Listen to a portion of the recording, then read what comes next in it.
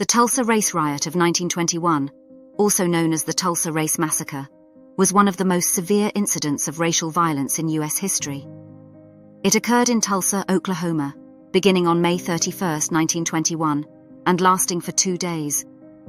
The massacre left somewhere between 30 and 300 people dead, mostly African Americans, and destroyed Tulsa's prosperous black neighborhood of Greenwood, known as the Black Wall Street. More than 1,400 homes and businesses were burned, and nearly 10,000 people were left homeless. Despite its severity and destructiveness, the Tulsa Race Massacre was barely mentioned in history books until the late 1990s, when a state commission was formed to document the incident. On May 30, 1921, Dick Rowland, a young African-American shoeshiner, was accused of assaulting a white elevator operator named Sarah Page in the elevator of a building in downtown Tulsa. The next day, the Tulsa Tribune printed a story saying that Rowland had tried to rape Page, with an accompanying editorial stating that a lynching was planned for that night. That evening, mobs of both African Americans and whites descended on the courthouse where Rowland was being held. When a confrontation between an armed African American man, there to protect Rowland, and a white protester resulted in the death of the latter, the white mob was incensed, and the Tulsa riot was thus ignited.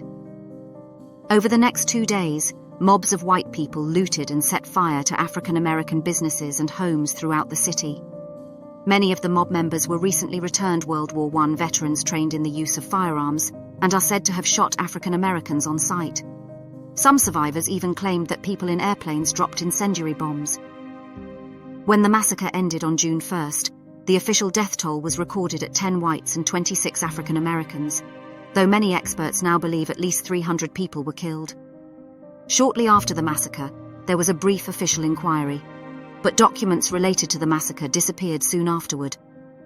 The event never received widespread attention and was long noticeably absent from the history books used to teach Oklahoma schoolchildren.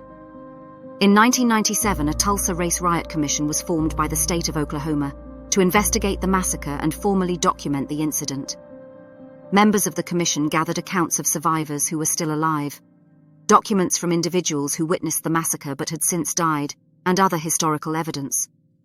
Scholars used the accounts of witnesses and ground-piercing radar to locate a potential mass grave just outside Tulsa's Oak Lawn Cemetery, suggesting the death toll may be much higher than the original records indicate.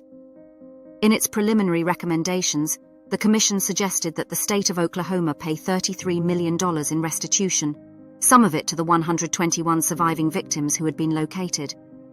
However, no legislative action was ever taken on the recommendation, and the commission had no power to force legislation.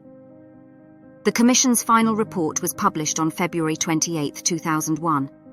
In April 2002, a private religious charity, the Tulsa Metropolitan Ministry, paid a total of $28,000 to the survivors, a little more than $200 each, using funds raised from private donations.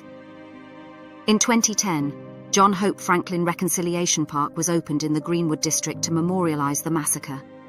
Named for historian and civil rights advocate John Hope Franklin, whose father survived the riot, the park features the Tower of Reconciliation, a 25-foot, 7.5-meter tall sculpture that commemorates African American struggle. Greenwood Rising, a history center honoring Black Wall Street, memorializing the victims of the massacre and telling its story, was established in 2021 by the 1921 Tulsa Race Massacre Centennial Commission, founded in 2015.